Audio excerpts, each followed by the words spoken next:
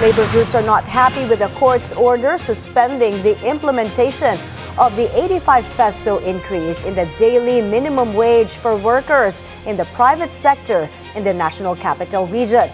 Nasa linya si John Reyes Calata para sa detalye.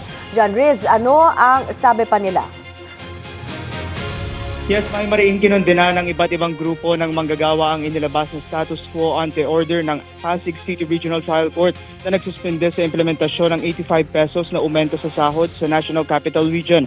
Ang petisyon naman para sa hinihinging temporary restraining order ay isinampa ng mga kumpanyang Redicon, Trading and Construction Corporation at R2 Builders Incorporated na inilarawan ng mga Trade Union Congress of the Philippines bilang isang malinaw na anyo ng kasakiman ng mga korporasyon. Iginiit ng koalisyong nagkaisa na ang kautusan ng korte ay nagpapakita ng gross ignorance of the law dahil malinaw umanong ipinagbawal sa Article 126 ng Labor Code ang paglalabas ng TRO laban sa mga desisyon ng Regional Wage Boards. Binatikos din ng Grupong Sentro si Labor Secretary Francis Tolentino dahil sa tila pagtatanggol nito sa legalidad ng TRO sa halip na protektahan ng aumento na matagal nang hinihintay ng mga manggagawa. Nanawagan ng Kilusang Mayo 1 at iba pang labor advocates na agarang ibasura ang petisyon at ipatupad ang dagdag sahod para maibsan ang hirap na dulot ng patuloy na pagtaas ng presyo ng mga bilihin.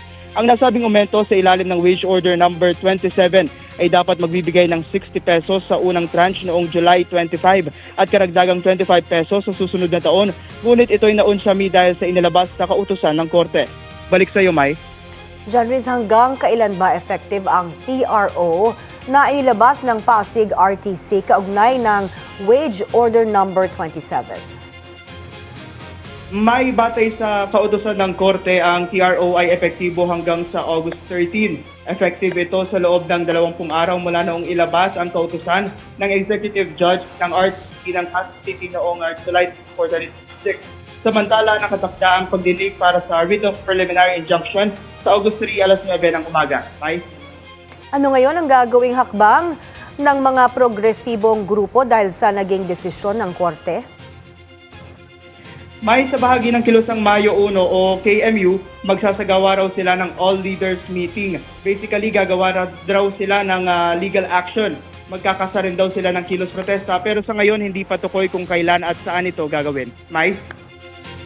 Maraming salamat, John Reyes Calata, nag-uulat. Kamanggagawa Party List Representative Eli San Fernando suspects pressure from the government and big businesses may have influenced the Pasig RTC's decision to suspend the wage hike. On BNC's memo, he asserts that a court cannot issue an injunction against proceedings of the Regional Wage Board, adding that they're prepared to challenge it. Anong ibig niyo sabihin? Akala ko naman you meant Malacanang. Ang ibig po ninyo sabihin, opo, yung sinasabi po ninyo may pressure galing sa taas yung mga malalaking kumpanya. Both sa malalaking kumpanya, Ma'am Corina, pati sa Malacanang. We all know that the executive secretary and the economic managers are firmly opposed to any wage hike. Ganun po ba yun? Oo. Yeah. So tingin ho namin, merong politics at play dito. The president of the Federation of Free Workers urges Labor Secretary Francis Tolentino to take action against the wage suspension.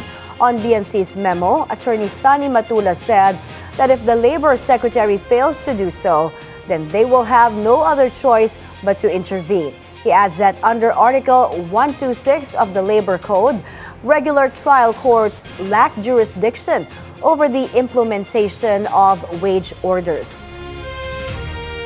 Palagay ko ay we urge the Secretary of Labor to file a motion na i-left yung TRO sapagkat walang jurisdiction ang korte at kung hindi man ay mag-i-intervene kami bilang mga manggagawa para i-convince ang korte na i-dismiss yung petition for declaratory relief.